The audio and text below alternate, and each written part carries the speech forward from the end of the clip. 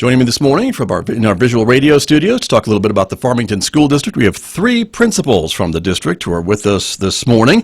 Let me introduce all of them to you this morning. They are Principal Pam Schroeder from Mesa Verde Elementary. Good morning. Morning. Thank you for being here. Also joining us here in our studio is Principal Phyllis Maestas from Ladera del Norte Elementary. Good morning to you. Good morning, Scott. And also we have with us Principal Candace Young from Northeast Elementary. Welcome to you. Good morning. Good morning, everybody. Thank you for being here. It's great to see you all and have you all here to talk a little bit about what's going on in your schools in the Farmington School District. And so, Principal Young, let me start with you a little bit about some of the things that you've been working on. And one of them that's a little bit older, but it's still worth noting, perhaps, is this National Title I school named in 2016, right? 2017. 17. And tell me about that.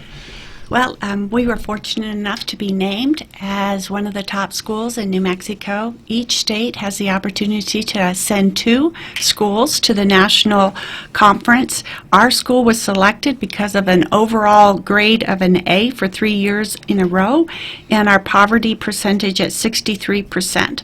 We were selected as a high-performing school and put us in the top 1% of schools, Title I schools in the United States. So it was an honor to go and receive that award and celebrate the students' success.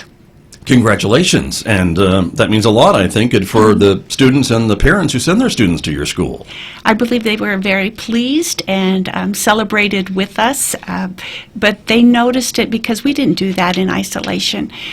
We have parents who help us at home with students' homework and support the school. We have teachers who work hard to perfect their trade, and it takes a community to really raise proficiency of all students and that commitment, and we had those factors in place. So I am here not to celebrate necessarily something I've done, but it's a collective work. Well, you have a big team behind you I do. That's helping to do these things. That's true. And the other thing I want to ask you a bit about, too, is then something looking forward at next year in 2020, this leveraged leadership. And explain to me what that means, please.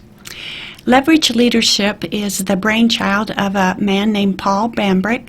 Paul Bambrick began his work in Connecticut. He turned around the state of Connecticut, and then he was hired to turn around the state of New York and New Jersey. After doing that, he became a very famous person in the world of education and published multiple books, one of which is Leverage Leadership. I forgot Driven by Data and Get Better Faster. He's now on his second print of all of those, and in Data Driven book, he used our school as part of that information and invited me to join a group of 25 principals from all over the world to come together, and his vision was to create a community of like-minded, high-achieving practitioners who can significantly impact their collective work so that all schools and children can achieve at a high level. So he wanted to really develop leaders and work on those leverages that he saw in over 150,000 schools, put that together, codify the gold, and use that as proof points and push that out. So I have been involved in that work since May of this year, and we get together as a group and I guess codify the gold, and it is definitely growing me as a leader. I bring that information back to my school. We've been using something called weekly data meetings, and at the beginning we were at 33% proficiency, and now after 2 months of implementation we're at 76 to 90% proficiency. So I know that the levers Paul promotes and is working through to help all people throughout the world work, and they work in a setting of high at-risk student populations. It helps the teachers, it helps the students, gives us a target focus. But to be around 25 other administrators from all over the world brings a new perspective to me and helps me ask different questions and push my thinking into a different direction. It's an honor to be part. It's a little bit intimidating, and I feel very fortunate to be part of Leverage Leadership Institute. Just came back this December from the 25 of us being together and felt like the 3 days we were together, every minute of that time was well organized and caused me to grow in my leadership. Well, congratulations. And those numbers that you quoted are pretty amazing to me. I mean, just sitting here, it sounds like your proficiency numbers doubled or tripled in some cases with your students. Am I reading that correctly and interpreting that correctly? You are interpreting that correctly. And the team that I'm working specifically with this on is third grade math. And when we were out in Denver, Paul used our school as a shout out to say they understand curriculum better than anyone else in the room, and they could be a proof point for others.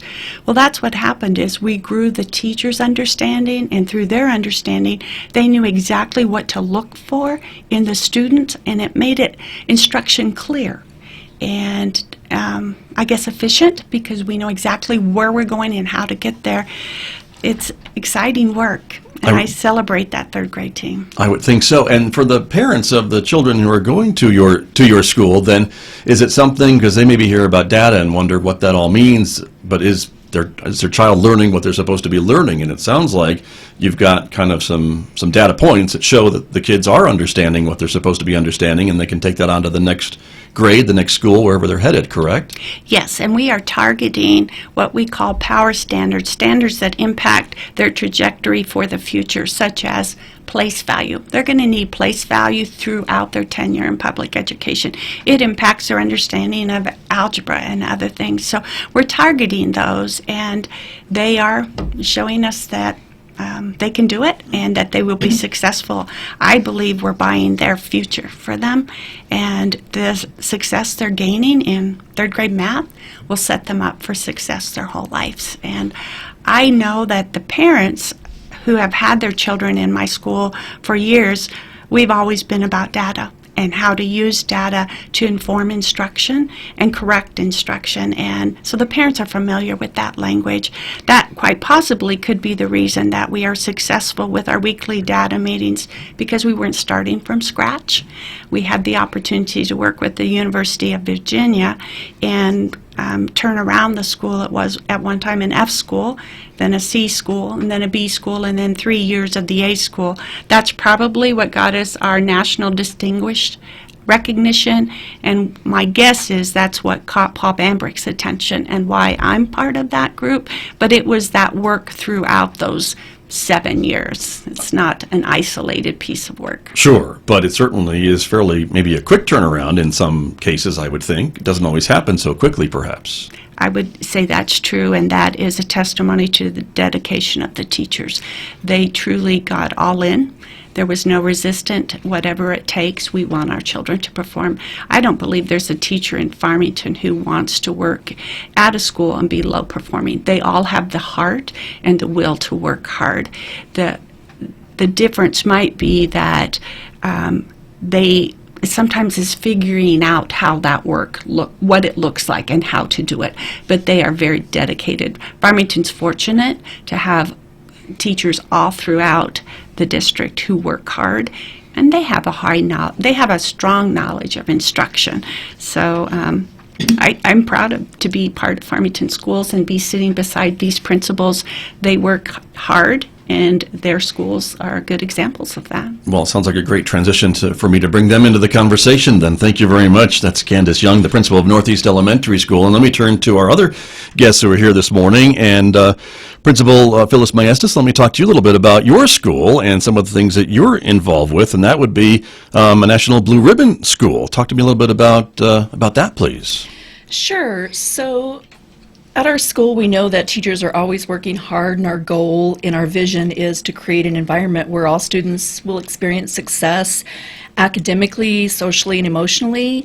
And our goal is to engage our students in challenging data-driven instruction. And we see the progress our kids meet every year. We look at that data, weekly, monthly, and always are looking and examining how we can do things better when we set our goals for the new year.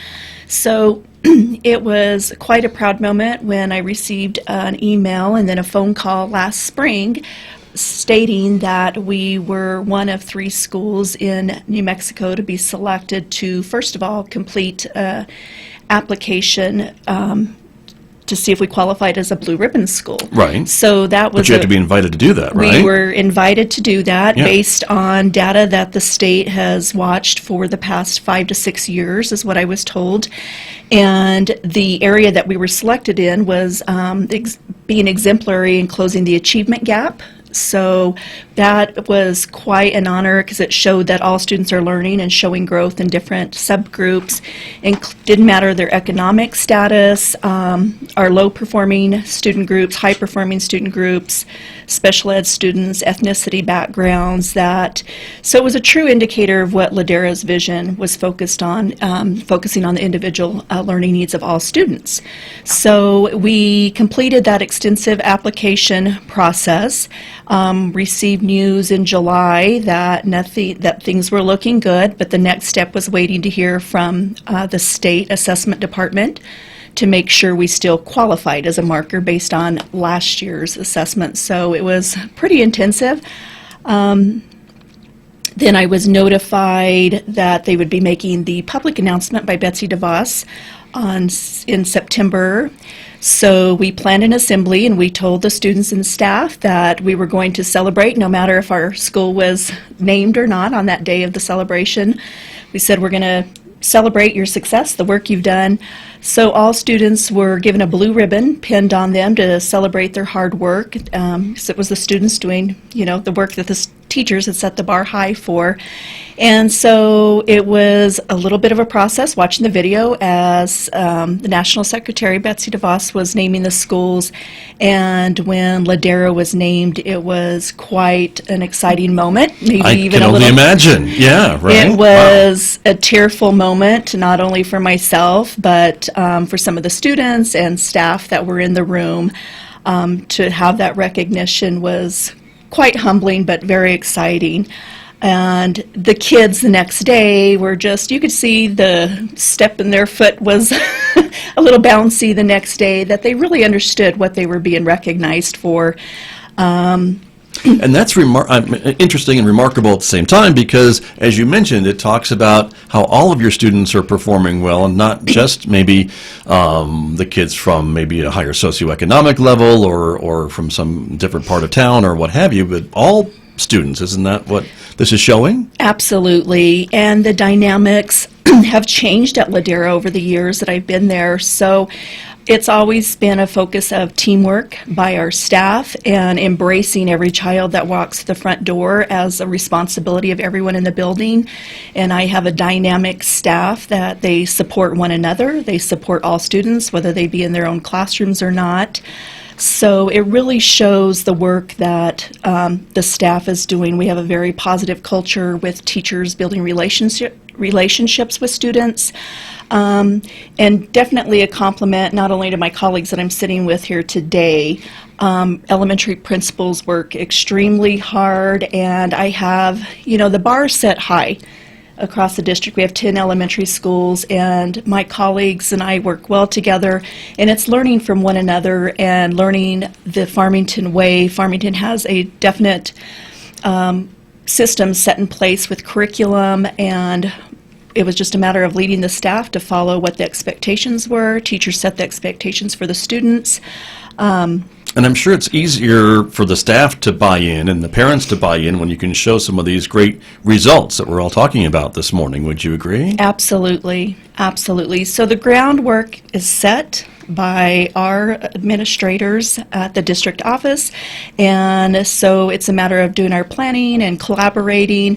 My teachers do an excellent job of looking at data and planning for what the students need, so a lot of data-driven instruction takes place in the classroom, and they set high standards for the students. The high expectations are there. The parents understand what the expectations are. Students use data folders, so they're tracking what their learning progression is and setting new goals all the time. So they're getting used to this too, this whole speak about data and data-driven decisions and things like that we're talking about. Absolutely. Very good. That's Principal Phyllis Maestas from Ladera del Norte Elementary. Thank you for being here as well. And Pam Schroeder, let me turn to you to ask a little bit about your school, which is, of course, Mesa Verde Elementary, and some of the things that you've been involved with, and that would be national online publication Think Circa, right? Correct. And talk to me a little bit about that. So, two of our teachers and I went to New York a couple summers ago, and we really looked at the data, and they're the leaders for this whole initiative. And so we talked about, I think the biggest thing we talked about at that was, what is our why? So important to understand why we do what we do and the purpose behind it. And then they came back and we explained to the staff what the why was behind the Think Circa. And then last year, Circa asked us to go out to San Diego and present. And they said, we want you all, because it's whatever you're doing as a system in your school and your team that matters. And because I said, oh, sure, the teachers will be glad to go out. And they're like, no, we want you, because it's the system that really matters. So we want all of you there. And so my teachers have really been instrumental in really helping staff understand the purpose behind the Circa and the why and the benefits, and how we can use the data to make our instruction more efficient and help to make our students more critical thinkers. It has to be approached with a growth mindset, and I have an amazing staff, and they truly have a growth mindset. They're all in, and it's all about making sure kids are successful. And they have that confidence and belief in our systems throughout our school that so that's how it was rolled out so successfully. Teachers have to also be provided that support and reassurance as well. So that's really important. And teachers are the experts in the classroom, so they know their students based off the data and know what they can do. So we roll it out one step at a time and make sure that each chunk is out before we continue moving forward. And our vision is that my vision is that all teachers will be leaders within, and will find that leader within and support each other in becoming experts in what they know, and teachers will then share what they know with each other. And so when we onboarded third grade this year, we started real slow. We followed Mona and the Think Circa group's instruction.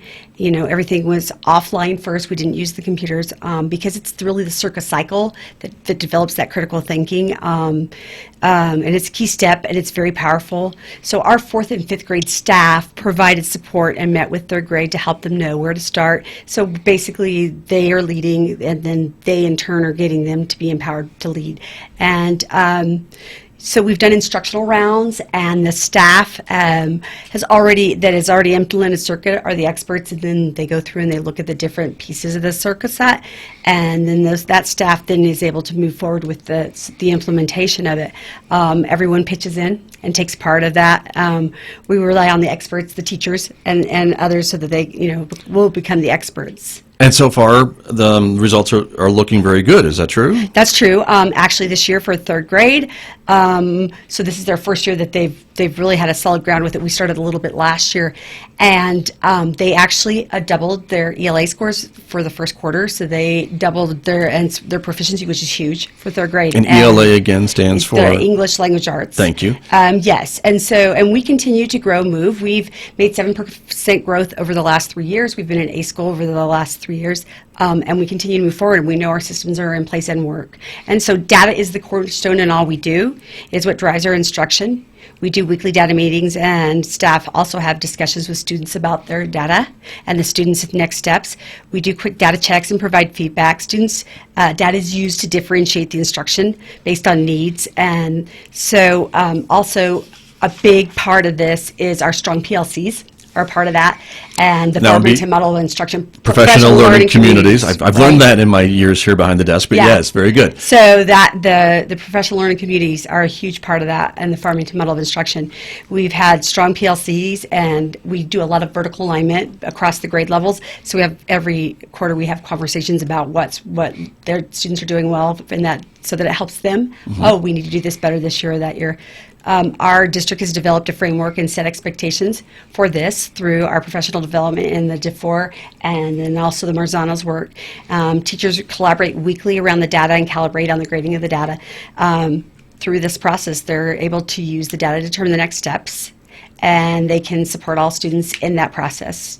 And I guess from all of you, by talking about data as much as you are and how important this is and the success in all of your schools, it's got to be helpful too to be able to kind of dig into some of the numbers to see what's doing well and maybe what's not doing so well, to be able to kind of focus in on what to change or what to improve upon in the next 8 weeks or however it works, right? Yes, that's very true. How it goes? So yeah, we are very data driven, and the teachers are really good at it. They know exactly what to look at and what what they're looking for, and they know to look in, and they know, okay, I need to do this. We have we call them mini action plans, and so they do that every time they do look at the power standards. They're assessing whether it's formally or not, right, to see where students are, and then they make a determination about where they should be. And so right now, this first quarter on our interims, our goal was 75% proficient for all students in ELA and math, and we came pretty close to meeting that goal in that last quarter, so we're hoping to do the same this quarter. Very nice, very nice. Well, let me open the conversation up to the rest of our guests this morning, all these three principals who are here in the studio with me, to talk about the goal of high reliability schools in 2020. And this is what I know you all want to be and are working towards. And so briefly, can you give us kind of an update of how you're getting there? What would you say? Principal Schroeder, let's start with you. Okay, so right now, so last year they started looking at to see where we were with our 4 levels, right, according to the high reliability school model. And so they were able to give us a snapshot of what they saw, and then we went to Denver as a group this summer and learned a lot more. And I think all of us are trying to reach those same goals. It's nice to have that common, and they're all very high performing schools and all trying to work toward that same goal. But level 1 is the first one, and it's safe, supportive, and collaborative schools. And so we're all working on that. We're collecting our artifacts and our data for that to make sure we're hitting the indicators. And then also level 2, some of them are working toward level 2 and also level 3. So depending on where everybody feels like they're at. So that goal is to to meet those markers and to make sure that we are able to achieve that, to be that high reliability school. Very good. Principal Maestas, let me turn to you. Same question about what you're doing at your school. Sure. So as Pam said, we were all fortunate enough to attend the High Reliability Schools training in Denver this past summer, and we look forward to going back again this summer to further our knowledge to implement it back with our building. The level 1 certification, as Ms. Schroeder said, was safe, supportive, and collaborative cultures, and it was actually a lot of fun to sit down with my leadership team yesterday as we had the district came in and gave us some feedback and collected data for us.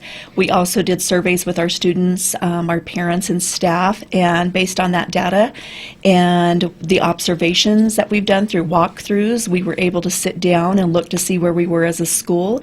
And it was really nice to get the input from the staff as well to say, okay, this is where we were last year, these systems are in place, and to say, are we in a stage of developing, applying, or are some of our areas that we're doing, are we innovative based on our indicators? So it was quite rewarding just to sit down with our leadership team yesterday and do that, and I look forward to sharing that out with our staff when we come back on our Professional Development Day, January 6th. And then as far as the level 2, effective teaching in every classroom, I think we've put a lot of things in place that we have a clear vision using our snapshot model of what's expected, what things that we should see in every single classroom.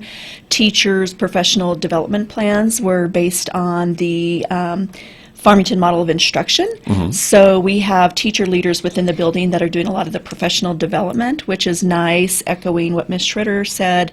Building those leaders within your own school team is very important so that teachers have that ownership, and they are the best knowledge out there. You know, they are truly experts in their field, our teachers, and we're very fortunate to have those experts in the building. So I think we're well on our way to building our way up to the level 4 certification. Very good. And Principal Candace Young from Northeast Elementary, talk to me a little bit about this at your school. Paul Bambrick has 3 levers that all high-performing principals do, or leaders, they could be leaders of leaders, do. One was the weekly data meetings, and we've all talked about data. Right. But the second lever that he hits hard on is school culture.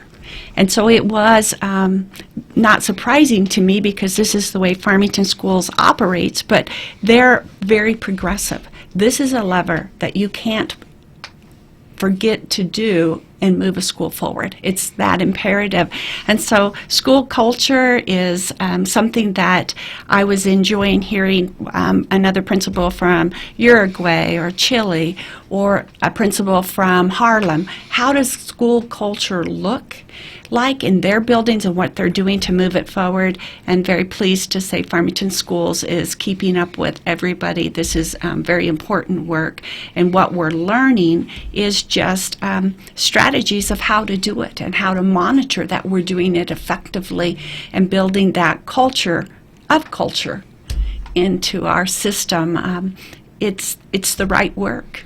Very interesting. Well, I can't thank you all enough for all of you coming in this morning to talk with me about the work that's being done in your schools. Thank you all very much. Thank you. Thank you. You're very welcome. Have a nice holiday, all of you. We will. Thank you. Thank you very much. My guests from the Farmington School District, 3 principals from the Farmington Elementary Schools here with me on KSJE. We're going to take a short break. When we come back, I'll be joined by Dr. Eugene Schmidt, who will be here in just a moment. This is KSJE.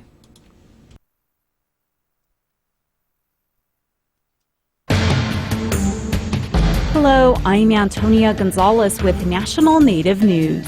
Tune in to our headline news service for stories about Indigenous communities across the country and around the world. Hear about top concerns facing Native nations. Tribal history, language, and culture is also part of Indigenous life. Check out our headline news service to learn more. Tune in here for National Native News. Weekdays at 5:55 on KSJE Farmington. I'm John Lienhard with The Engines of Our Ingenuity. Every day we talk about human invention and creativity in science, technology, and the arts. We talk about all the drama and intrigue, insight and personal conviction that constantly bubble just below the surface of a world built by human hands. We honor complexity at the same time we keep things understandable. Do join me. We'll have a lot of fun together. Weekdays at 5:45 on KSJE.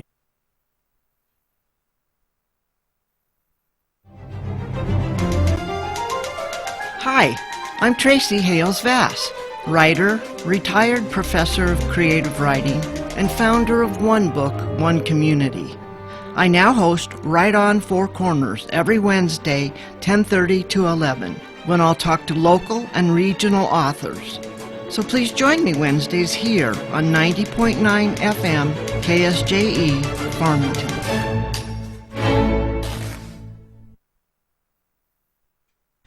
Hey everyone, it's your host for the World Beat Show, Scott Duran, and I want you to join me every Saturday at 11 a.m., where I take you on a journey around the world and show you traditional and modern style world beat music. Music from Africa, Spain, France, Japan, China, heck, even songs and artists from the United States itself. So join me every Saturday at 11 a.m. only on the KSJE 90.9 FM. Make each day a learning experience with the Academic Minute and join us as we discover cutting-edge research from colleges and universities around the world. Tune in to broaden your understanding of the past and be the first to learn how today's innovations will transform our tomorrow.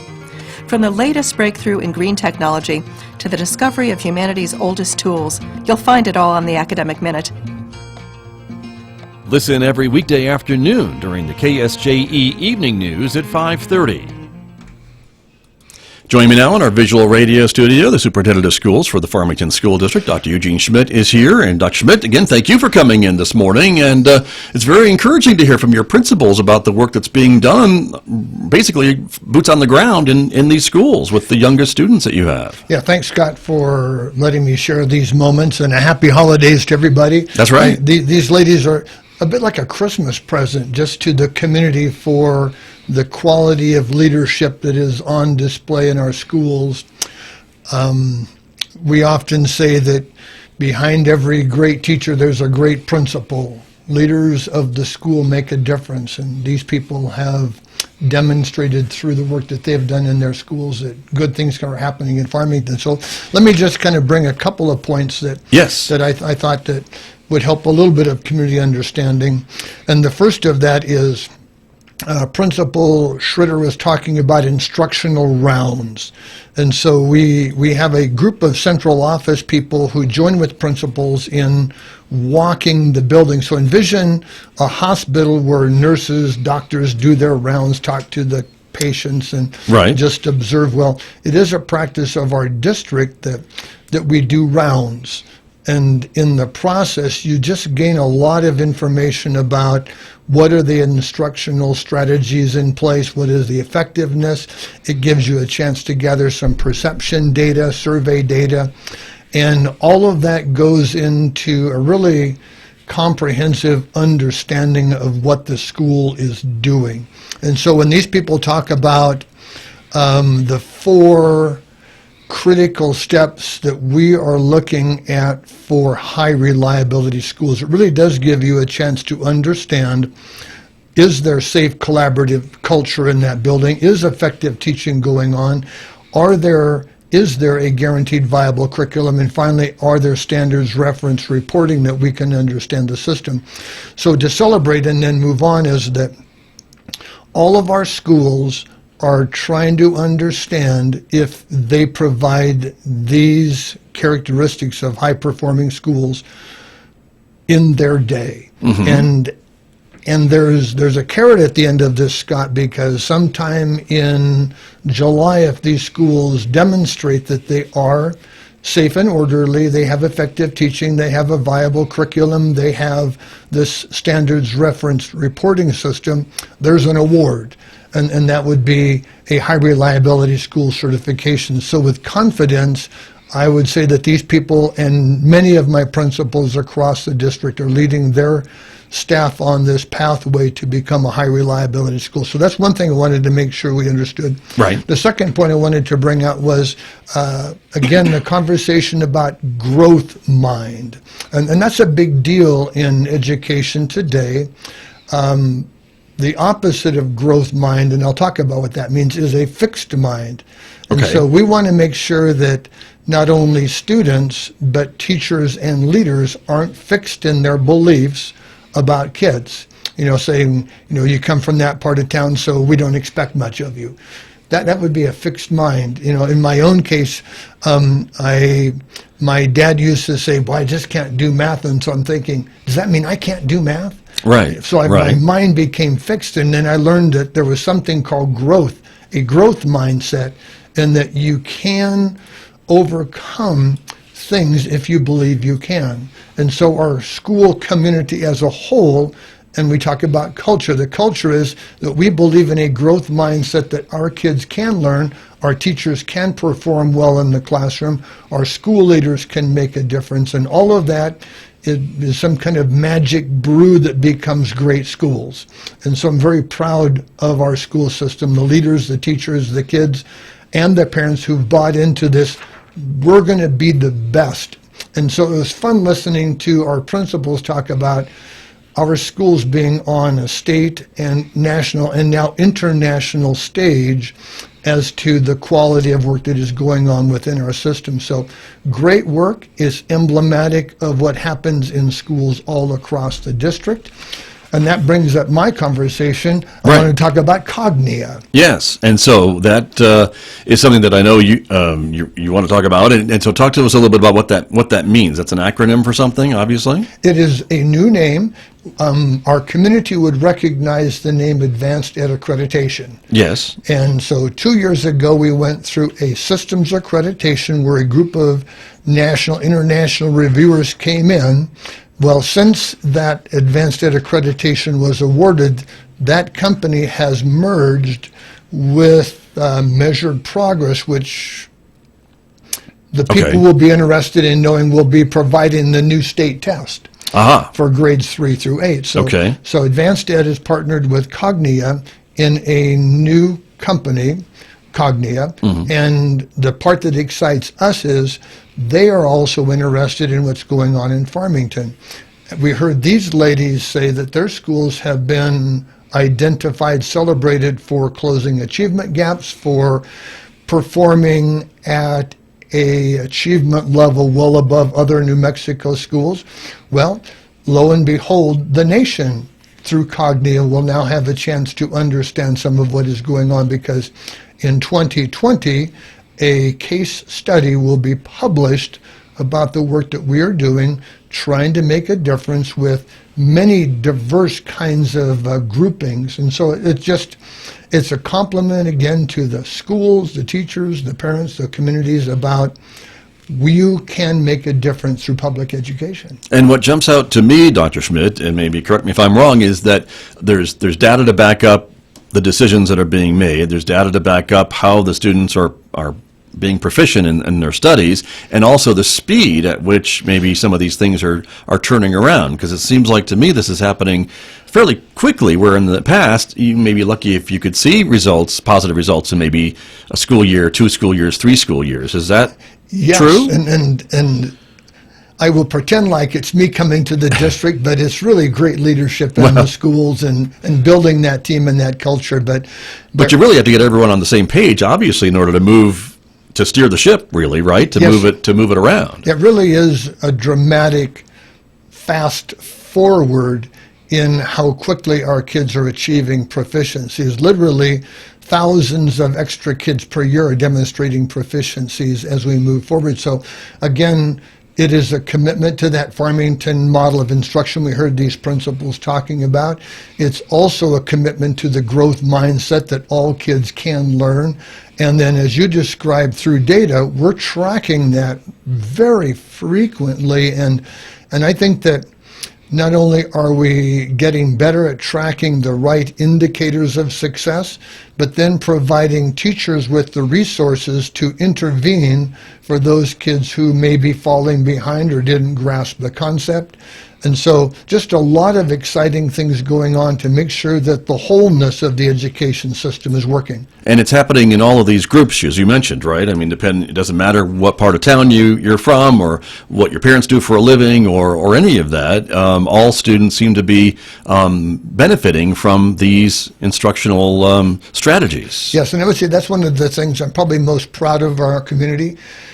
We are moving past the time where it doesn't matter what part of town you live in. All the schools are great schools and doing great work. And so it's fun watching, but it's also fun watching these schools, and there are many, there are more than these that we could be celebrating today that have attracted the interest. I only have so many seats in this room, Dr. Schmidt, but I hear what you're saying, right? Yes. We could have a room full of principals, right? Yes, I'd love to bring all 19 because there's right. Some great work going on. And again, I think once this national case study is introduced, there's going to be an even greater interest in what is going on in Farmington. And I think we talked in one of your earlier shows last month, it was about how a group of our school central office staff have been invited to San Diego to present this next February about how we're using these instructional rounds as focus team visits, trying to understand what's going on in schools, and then growing the school through that understanding. Right. And so in 2020, we should expect more of these types of accolades and recognition and attention, I guess, from these outside groups, looking at kind of what Farmington schools are doing and how their students are achieving? Yes, that fund has already begun. We have been contacted since Principal Maestas has come back from Washington, D.C. The U.S. Education Department has reached out to her with the proposal to send a film crew to Ladera del Norte to be the first school in the history of New Mexico to be profiled on the U.S. Education Department. We've just been contacted by Dr. Ryan Stewart, the new public education secretary, right, and his deputy secretary, Tim Hand, Dr. Hand, that they will profile Ladera as their first site on the new New Mexico school report, because these ladies talked about how they got A's on their report cards. Right. And good for them, well deserved. The state is going to a new kind of online reporting, and that is they will celebrate schools of success. And so I know that Principal Maestas from Ladera, eventually all of these principals will be invited to post their school's story as a report card, kind of a digital story report card on the public education department, as well as our own on the local district. But be watching as the celebrations, and certainly these are well deserved. They certainly are. It's true. And I'm sorry to interrupt you, Dr. Schmidt, but we're out of time because I know we could talk about this all morning, and we should. But a lot of great things to celebrate this holiday season. So thank you for bringing it to our attention. Yes, and I was saying, look forward to coming in January, because that will be the beginning of the school budget for school year 2021. So I would anticipate with certainty that we'll be talking school budgets in January. I bet we will. But happy holidays to you and your family and your staff and all the students at Farmington Schools. Yes. Thank you, Dr. Eugene Schmidt, my guest here on KSJE. Back with more, everyone, in just a moment.